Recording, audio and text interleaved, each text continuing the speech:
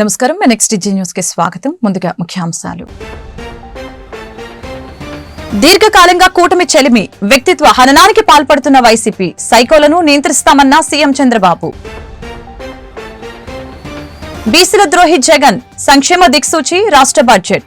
DSC ఉచిత శిక్షణ కార్యక్రమాన్ని ప్రారంభించిన మంత్రి సవిత. కుక్కల బెడదపై ప్రస్తావన, నియంత్రణకు విజ్ఞాపన, ప్రజా సమస్యగా చూడాలన్న ఎమ్మెల్యే గల్లా మాధవి. జీరో ఓవర్పై వాదోపవాదాలు, స్పీకర్ విసిరిన చమక్కులు, సభలో పూసిన నవ్వులు. ఏపీ సీఎం చంద్రబాబు నాయుడు సోదరుడు సినీ నటుడు నారా రోహిత్ తండ్రి రామ్మూర్తి నాయుడు మృతి చెందారు. గుండె సంబంధిత సమస్యలతో హైదరాబాద్ లోని ఏఐజీ ఆసుపత్రిలో చేరిన ఆయన చికిత్స పొందుతూ శనివారం మధ్యాహ్నం తుది శ్వాస విడిచారు. 1994లో టీడీపీ నుంచి చంద్రగిరి ఎమ్మెల్యేగా ఎన్నికయ్యారు. రామ్మూర్తి నాయుడికి భార్య ఇందిర, కుమార్తెలు నారా రోహిత్, గిరీష్ ఉన్నారు. చిన్నాన్న ఆరోగ్య పరిస్థితి గురించి తెలుసుకున్న ఏపీ మంత్రి నారా లోకేష్ తన కార్యక్రమాలను రద్దు చేసుకుని వాళ్ళ ఉదయమే హైదరాబాద్ చేరుకున్నారు. ఢిల్లీ పర్యటనలో ఉన్న చంద్రబాబు మరి కాసేపట్లో తిరుగు ప్రయాణం కానున్నారు. సామాజిక మాధ్యమాల్లో వ్యక్తిత్వ హావనానికి పాల్పడటం దారుణమని ముఖ్యమంత్రి చంద్రబాబు మండిపడ్డారు.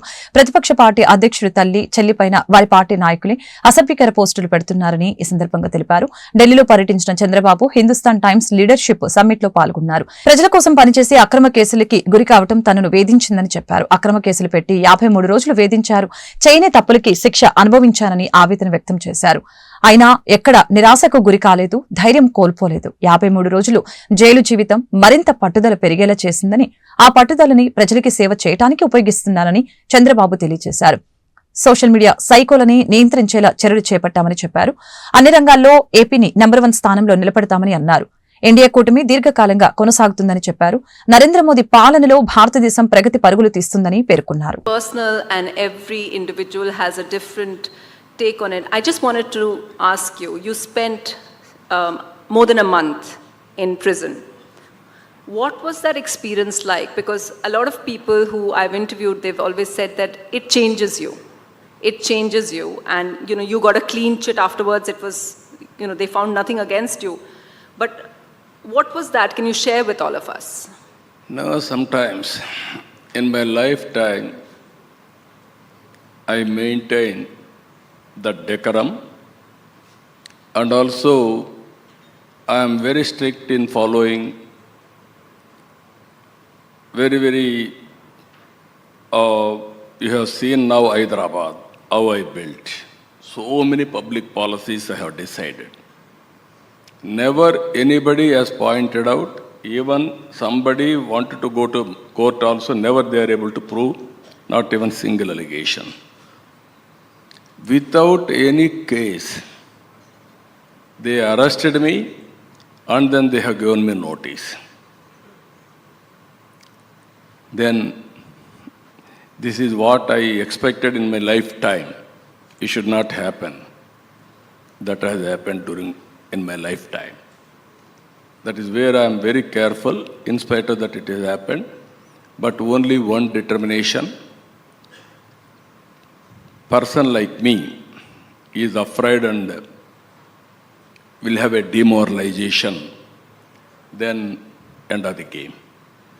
I didn't commit any mistake.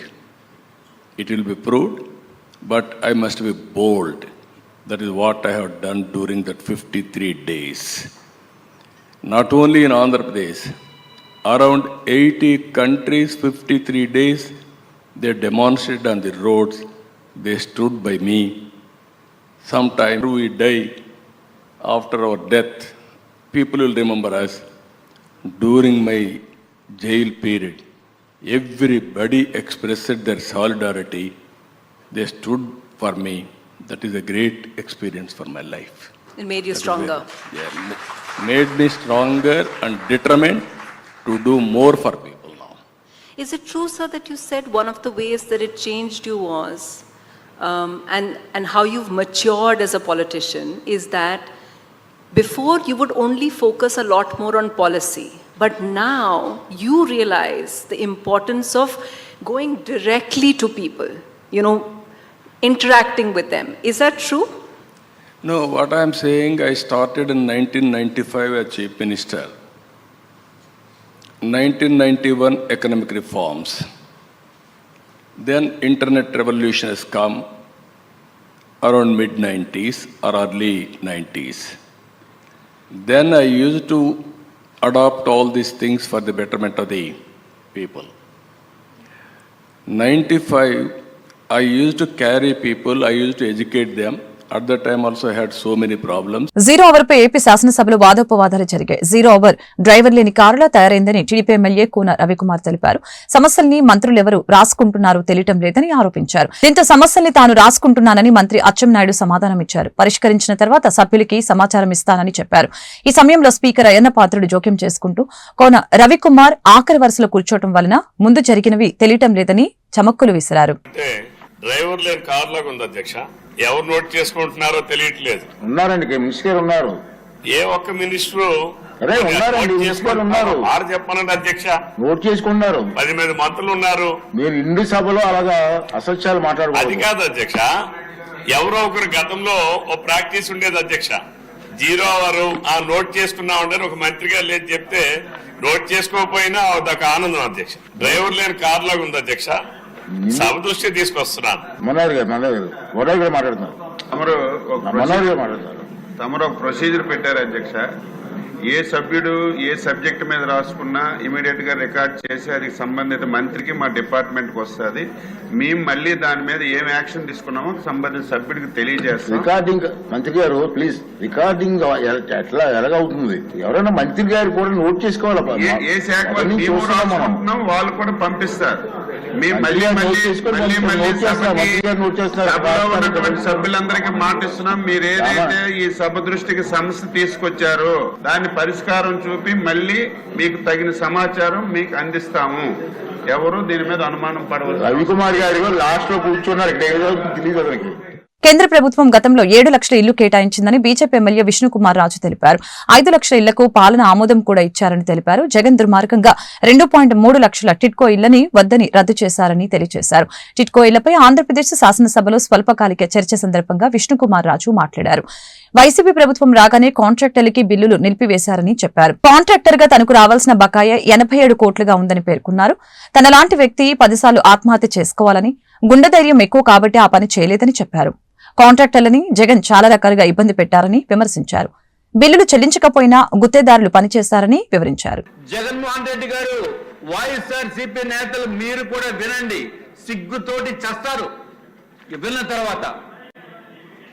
అధ్యక్ష, ప్రధానమంత్రి నరేంద్ర మోడీ గారు, కేంద్ర ప్రభుత్వం ప్రతి ఒక్కరికి కూడా ఇళ్లు ఉండాలి అనే ఉద్దేశంతో ప్రధానమంత్రి ఆవాస్ యోజన అని చెప్పి ఇళ్లు నిర్మాణం చేసుకోవచ్చు. ప్రతి రాష్ట్రంలో కూడా ఎవరికి ఎన్ని ఇళ్లు కావాలో అన్ని ఇళ్లు కూడా మేము సమకూరుస్తాము. కేంద్ర ప్రభుత్వం పర్మిషన్ ఇవ్వటమేతో పాటు ప్రతి ఒక్క ఇంటికి కూడా 1,50,000 రూపాయలు సబ్సిడీ ఇస్తామని చెప్పి ప్రధానమంత్రి నరేంద్ర మోడీ గారు హామీ ఇచ్చిన తర్వాత ఆంధ్ర రాష్ట్రానికి అధ్యక్ష అప్పుడు మనందరూ కలిసి ఉన్నాం. Telugu Desam party, Bharatiya Janata party, Janasena support తోటి 2014 నుంచి 2019 వరకు కలిసి ఉన్న సమయంలో అధ్యక్ష ప్రధానమంత్రి గారు 7,01,481 ఇళ్లు మన ఆంధ్ర రాష్ట్రానికి కేటాయించడం జరిగింది అధ్యక్ష. ఆంధ్ర రాష్ట్రానికి కేటాయిస్తే అత్యంత అధికంగా ఒకే ఒక్కసారి ఇంత పెద్ద ఎత్తున కేటాయింపుల్లో రాష్ట్రంకి ఆంధ్ర రాష్ట్రానికి అత్యధిక స్థానం ఇచ్చి దేశంలో ఇతర రాష్ట్రాలకి కూడా లేనటువంటి విధంగా ఆంధ్ర రాష్ట్రానికి కేంద్ర ప్రధానమంత్రి నరేంద్ర మోడీ గారు శాంక్షన్ చేసినందుకు అధ్యక్ష ధన్యవాదములు తెలియజేసుకుంటున్నాం అధ్యక్ష. అధ్యక్ష, అప్పుడు గౌరవ ముఖ్యమంత్రి గారు చంద్రబాబు నాయుడు గారు అధ్యక్ష, అట్లాగే మన మున్సిపల్ శాఖ మంత్రి వర్యులు గౌరవనీయులైన నారాయణ గారు ఉన్నారు అధ్యక్ష. అధ్యక్ష, ఆంధ్ర రాష్ట్రంలో కూడా ప్రతి ఒక్కరికి ఇల్లు ఉండాలి అనే ఉద్దేశంతో మన గౌరవ ముఖ్యమంత్రి చంద్రబాబు నాయుడు గారు అడ్మినిస్ట్రేటివ్ శాంక్షన్ 5 లక్షల ఇళ్లకి ఇవ్వడం జరిగింది అధ్యక్ష. 5 లక్షల ఇళ్లకి అడ్మినిస్ట్రేషన్ శాంక్షన్ ఇచ్చి ఆంధ్ర రాష్ట్రము కూడా సైటు స్థలం ఉచితంగా ఇచ్చి మళ్ళీ ఇంకొక 1,50,000 రూపాయలు సబ్సిడీగా ఇస్తూ కేంద్ర ప్రభుత్వం ఏ విధంగా అయితే సబ్సిడీ ఇచ్చిందో అదే విధంగా ఆంధ్ర రాష్ట్ర ప్రభుత్వం కూడా 1,50,000 రూపాయలు సబ్సిడీ ఇచ్చింది అధ్యక్ష. అంటే ఒక్కొక్క లబ్ధిదారుడికి ఎంతో తెలుసా అధ్యక్ష, 3 లక్షల రూపాయలు ఉచితంగా ఆంధ్ర రాష్ట్రము కేంద్ర ప్రభుత్వము ఉచితంగా ఇస్తుంది అధ్యక్ష. ఇది ఒక్కటే కాకుండా స్థలము కూడా ఉచితంగా ఇచ్చింది అధ్యక్ష. మొత్తం నిర్మాణ బాధ్యతలు కూడా ఏపీ టిడ్కో సంస్థ ద్వారా నిర్మాణం చేపట్టడం జరిగింది అధ్యక్ష. దానికి మంత్రివర్యులు కూడా నారాయణ గారు అధ్యక్ష. నారాయణ గారు రాజమహేంద్రవరం మాజీ ఎమ్మెల్యే ఆదిరెడ్డి భవానీని సోషల్ మీడియాలో ట్రోల్ చేసి వేధింపులకి గురి చేసిన వారిపై కఠిన చర్యలు తీసుకోవాలని ప్రస్తుత ఎమ్మెల్యే ఆదిరెడ్డి వాసు కోరారు. ఈ మేరకు అసెంబ్లీలో 0 అవర్ సమయంలో స్పీకర్ కి విజ్ఞప్తి చేశారు. అసెంబ్లీలో భవానీ అప్పట్లో మాట్లాడిన వ్యాఖ్యల్ని ట్రోల్ చేశారని, గత స్పీకర్ కి విజ్ఞప్తి చేసినా స్పందించలేదని చెప్పారు. ఇదే సమయంలో గత 5 ఏళ్లలో దిశ చట్టం పేరిట జరిగిన దుర్వినియోగం పైన విచారణ జరిపించాలని వాసు కోరారు. గత 5 సంవత్సరాలు ఏదైతే అధికార పార్టీ వైఎస్ఆర్ కాంగ్రెస్ పార్టీ వారు మద్యాన్ని ఒక ఆదాయం కింద తీసుకొని కల్తీ మద్యం ఏరులై పారే సమయంలో ప్రాణాలు కోల్పోతున్న వారి పక్షాన తెలుగుదేశం పార్టీ ఆనాడు ఎమ్మెల్యేగా ఆవిడ మాట్లాడడం జరిగింది అధ్యక్ష. అది కూడా అసెంబ్లీ సాక్షిగా సోషల్ మీడియాలో విపరీతంగా ట్రోల్ చేశారు అధ్యక్ష. ఆవిడ్ని గాని నన్ను గాని ఆఖరికి మా బాబుని, అంటే కుటుంబ సభ్యులు మొత్తం దారుణాతి దారుణమైన ట్రోలింగ్స్ అధ్యక్ష. ఆనాటి ఏదైతే స్పీకర్ గా ఉన్న తమ్మినేని సీతారాం గారికి రికార్డెడ్ గా ఏదైతే సోషల్ మీడియాలో వైఎస్ఆర్ కాంగ్రెస్ పార్టీ టీం ఏదైతే మీకు చెప్పున్న ఆర్గనైజ్డ్ క్రైమ్ సిండికేట్ అధ్యక్ష చేసింది రికార్డెడ్ గా ఆయనకి ఇస్తే ఏ విధమైన చర్యలు లేవు అధ్యక్ష. 2-3 సందర్భాల్లో ఆయనతోటి మేమే మాట్లాడడం జరిగింది అధ్యక్ష. నాకు అనిపించింది ఏంటంటే ఆ చైర్ని అగౌరవపరిచే విధంగా ఆయన ప్రవర్తించారు అధ్యక్ష. దిశ చట్టం అధ్యక్ష, అంటే చట్టబద్ధత లేని చట్టాన్ని అమలు చేసి దానికి నిధులు కేటాయించి దానికి మళ్ళా రాజమహేంద్రవరంలోనే పోలీస్ స్టేషన్ ఓపెన్ చేయడం, దాంట్లో ఫస్ట్ కేసు మళ్ళీ ఆ నగరానికి శాసనసభ్యురాలు అసెంబ్లీ సాక్షిగా వేధింపులకు గురైన వ్యక్తే ఫస్ట్ కేసు రిజిస్టర్ చేశారు. దాని మీద కూడా ఏ విధమైన చర్యలు లేవు. అంటే దౌర్భాగ్యం ఏంటంటే అధ్యక్ష, దానికి ఆ దిశ చట్టానికి టార్గెట్స్ అధ్యక్ష. లా అండ్ ఆర్డర్ వారు, ట్రాఫిక్ సిగ్నల్స్ దగ్గర ఆపడం, ఆడవాళ్ళతో డౌన్లోడ్ చేయిస్తే ఒక లెక్క అధ్యక్ష, కానీ మగవాళ్ళని కూడా ఆపించి దానికి టార్గెట్స్ డౌన్లోడ్ చేయించడం. అంటే అధికార యంత్రాంగాన్ని ఏ విధంగా వారు ఉపయోగించుకున్నారన్న దానికి ఇది ఒక నిదర్శనం అధ్యక్ష. మిమ్మల్ని కోరేది ఒకటి అసెంబ్లీ సాక్షిగా ఒక మహిళా ప్రజాప్రతినిధి పైన ఇలాంటి దుష్ప్రచారం చేసిన ఆ వైఎస్ఆర్సీపీ సోషల్ మీడియా ఆ అల్లరి మొక్కల్ని కఠినంగా శిక్షించడం ఒకటైతే, ఈ దిశ చట్టం ఏదైతే ఉందో చట్టబద్ధత లేని చట్టానికి నిధులు కేటాయించిన విధానం, దానిపైన ఎంక్వైరీ వేసి దానికి ఏ విధంగా ఖర్చు పెట్టారు నిధులు ఏవైనది అనే అన్నింటి మీద కూడా ఎంక్వైరీ చేయాలని మిమ్మల్ని కోరుతా ఉన్నా అధ్యక్ష. ఏపీ సీఎం చంద్రబాబు మంత్రి లోకేష్ కుటుంబంపై అసభ్య దూషణలు చేసిన వైసీపీ నాయకుడు రౌడీ షీటర్ పోరుగడ్డ అనిల్ని పోలీసులు విచారిస్తున్నారు. పోలవరం డీఎస్పీ వెంకటేశ్వరరావు ఆధ్వర్యంలో ఏలూరు జిల్లా వేలేరుపాడు పోలీస్ స్టేషన్లో ఆయన ప్రశ్నించారు. ఈ రోజు సాయంత్రం వరకు విచారణ కొనసాగుతుంది. 2 నెలల క్రితం ఉద్దగిరి రాణి అనే మహిళ ఫిర్యాదుతో పోలీసులు కేసు నమోదు చేశారు. ఈ నేపథ్యంలో ఇప్పటికే అరెస్టైన అనిల్ని విచారణ కోసం వేలేరుపాడు పోలీసులు కస్టడీకి కోరగా శుక్రవారం రాత్రి రాజమహేంద్రవరం జైలు నుంచి వేలేరుపాడుకు అతన్ని తరలించారు. వీధి కుక్కల బెడద లేకుండా చూడాలని రాష్ట్ర ప్రభుత్వానికి గుంటూరు పశ్చిమ ఎమ్మెల్యే గల్లామాధవి విజ్ఞప్తి చేశారు. శాసనసభ బడ్జెట్ సమావేశంలో ఎమ్మెల్యే గల్లామాధవి వీధి కుక్కల వలన ప్రజలు పడుతున్న ఇబ్బందులపై తన గలాన్ని విప్పారు. ప్రతి వీధికి 15 నుంచి 20 వరకు వీధి కుక్కలు ఉంటాయని, రాత్రి సమయాల్లో ఇవి క్రూర మృగాల్లా వ్యవహరిస్తున్నాయని పేర్కొన్నారు. వీధి కుక్కల సంఖ్య ఈ మధ్య కాలంలో విపరీతంగా పెరిగిందని చెప్పారు. దీన్ని చిన్న సమస్యగా చూడొద్దని, భవిష్యత్తులో ఇదొక పెద్ద సమస్యగా మారే ప్రమాదం ఉందని తెలియజేశారు. బడికి వెళ్లే చిన్నారుల నుంచి తెల్లవారుజామున పారిశుద్ధ్యం పనులు చేసే కార్మికుల వరకు కుక్క కాటికి గురవుతున్నారని ఆందోళన వ్యక్తం చేశారు. వీధి సింహాలుగా పిలువపడే సునకాల దాడిలో పలువురు చిన్నారులు ప్రాణాలు పోయిన విషయాన్ని, గాయపడిన సంఘటనని గుర్తు చేశారు. వీధి కుక్కల కట్టడికి స్థానిక ప్రజలు, జంతు సంరక్షణ ప్రతినిధులు, పంచాయతీ, మున్సిపల్ కార్పొరేషన్ అధికారుల భాగస్వామ్యంతో ఈ సమస్యని పరిష్కరించాలని ఎమ్మెల్యే సభ దృష్టికి తీసుకుని వచ్చారు.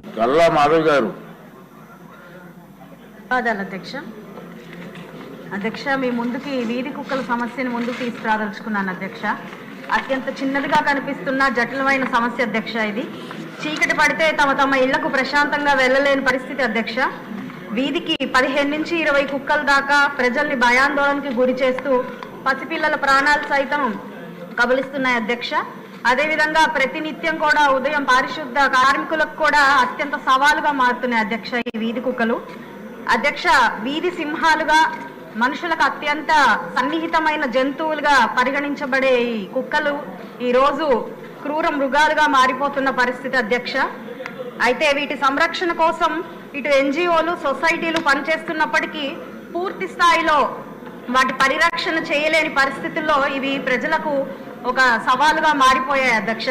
కాబట్టి ఇటు స్థానిక ప్రజలు, మున్సిపల్ కార్పొరేషన్ వారు, అదేవిధంగా స్థానిక ప్రతినిధులు భాగస్వాములుగా అయ్యి ఒక పటిష్టమైన పాలసీని తీసుకొచ్చి ఈ సమస్యలకి పరిష్కారం తీసుకురావాల్సిందిగా కోరుతున్నాను అధ్యక్ష. ఇది నా యొక్క నియోజకవర్గం కాదు అధ్యక్ష, యావత్ రాష్ట్రంలో కూడా, అదే భారతదేశంలో కూడా ఈ యొక్క సమస్య చాలా జటిలమైంది అధ్యక్ష. కాబట్టి మనం తీసుకునే ఈ నిర్ణయము యావత్ భారతదేశానికి కూడా ఒక ప్రామాణికంగా ఉంటుంది అధ్యక్ష. పుస్తకపఠనం సమగ్ర మనోవికాసానికి దోహదపడుతుందని ఉమ్మడి గుంటూరు జిల్లా గ్రంథాలయ సంస్థ కార్యదర్శి వంకదారి సుబ్బరత్నమ్మ తెలిపారు. విద్యార్థి దశ నుంచే పుస్తక పఠనం అలవర్చుకోవాలని ఈ సందర్భంగా తెలిపారు.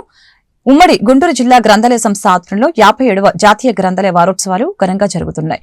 ఈ సందర్భంగా జరిగిన జాతీయ గ్రంథాలయ వారోత్సవాల ర్యాలీని కమర్షియల్ ట్యాక్స్ విశ్రాంత డిప్యూటీ కమిషనర్ డాక్టర్ కె చంద్రశేఖరరావుతో కలిసి గుంటూరు జిల్లా గ్రంథాలయ సంస్థ కార్యదర్శి వంకదారి సుబ్బరత్నమ్మ శనివారం ప్రారంభించారు. ఈ మేరకు ఏర్పాటు చేసిన సదస్సులో గ్రంథాలయ ఉద్యమంలో పాల్గొన్న ప్రముఖులు డాక్టర్ ఎస్ఆర్ రంగనాథన్, పాతూరి నాగభూషణం, అయ్యంకి వెంకటరమణయ్యను స్మరించుకున్నారు.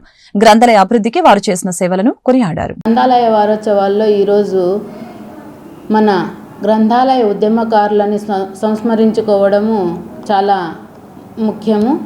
ఈరోజు అదే విధంగా ప్రతి సంవత్సరము లాగానే ఈరోజు కూడాను మన గ్రంథాలయ ఉద్యమకారులైనటువంటి పాతూరి నాగభూషణం గారు, అలాగే అయ్యంకి వెంకటరమణయ్య గారు, అలాగే మన గాడిచర్ల హరిసర్వోత్తమరావు గారు, వీళ్ళు మన స్వాతంత్రం ఉద్యమం చేసినంతగా గ్రంథాలయ ఉద్యమం చేసి గ్రంథాలయాలను మనకు పరిచయం చేసిన ప్రముఖులు వీరు.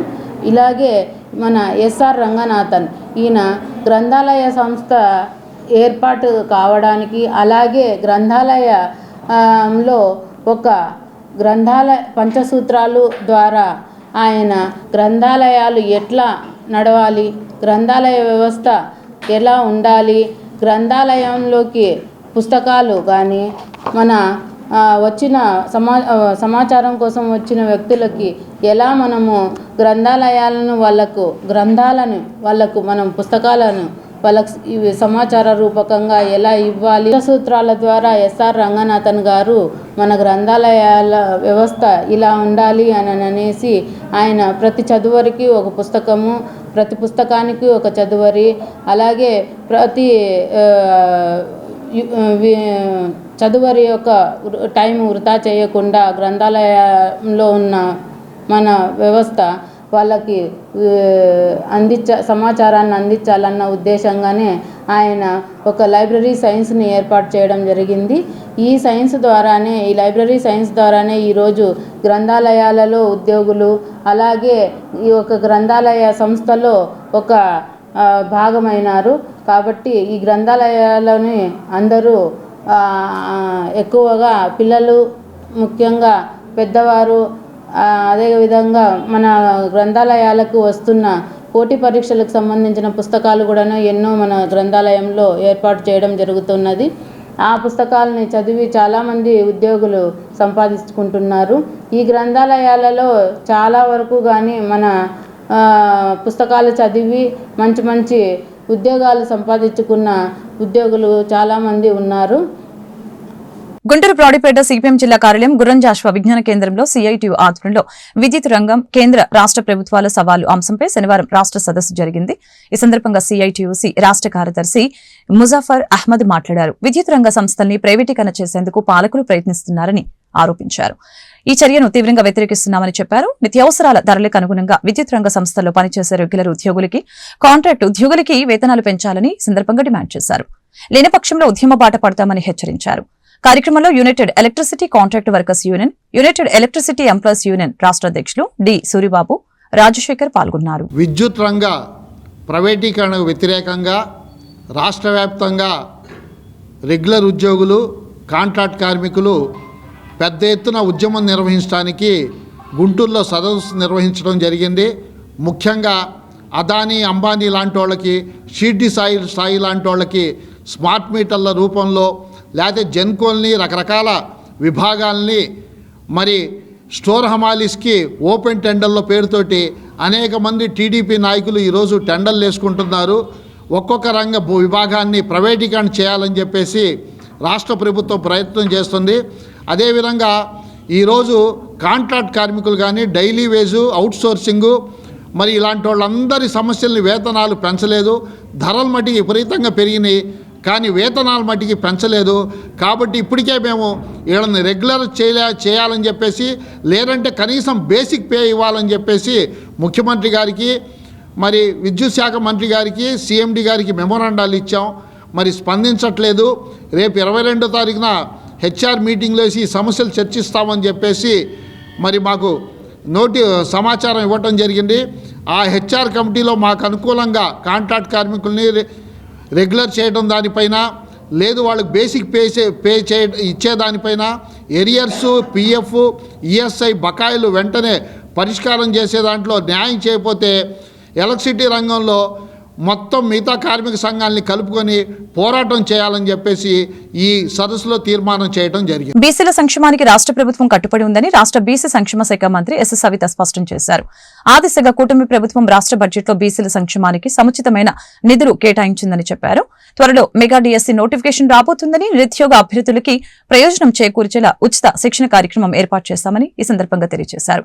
గుంటూరు రాజాగారి తోటలోని బీసీ స్టడీ సర్కిల్ హాల్లో వెనుకబడిన తరగతుల సంక్షేమ శాఖ ఆధ్వర్యంలో మెగా డిఎస్సీ ఉచిత శిక్షణ సమావేశాన్ని రాష్ట్ర బీసీ సంక్షేమ శాఖ మంత్రి ఎస్ సవిత శనివారం ప్రారంభించారు. ఈ సందర్భంగా ఏర్పాటు చేసిన సభని మంత్రి జ్యోతి ప్రజ్వలన చేసి ప్రారంభించడం జరిగింది. మహాత్మా జ్యోతిరావు పూలే విగ్రహానికి పూలమాలలు వేసి ఘనంగా నివాళులర్పించారు. ఈ మేరకు ఏర్పాటు చేసిన మెగా డిఎస్సీ విజయోత్సవ కేక్ ని మంత్రి కేక్ కట్ చేశారు. అభ్యర్థులతో ఆనందాన్ని పంచుకున్నారు. ఈ కార్యక్రమంలో గుంటూరు తూర్పు ఎమ్మెల్యే మహమ్మద్ నజర్ అహ్మద్, గుంటూరు జిల్లా collector Nagalakshmi, BC welfare secretary P Bhaskar, BC welfare శాఖ commissioner, BC study circle Guntur సంచాలకులు కె మయూరి తదితరులు పాల్గొన్నారు. టెక్నికల్గా ప్రాబ్లం వచ్చిందని చెప్పాను, అన్ని విషయాలు చెప్పలేం కదా. చిన్న కాన్వాయ్లో ప్రాబ్లం వచ్చిన దానివల్ల ఆలస్యమైంది.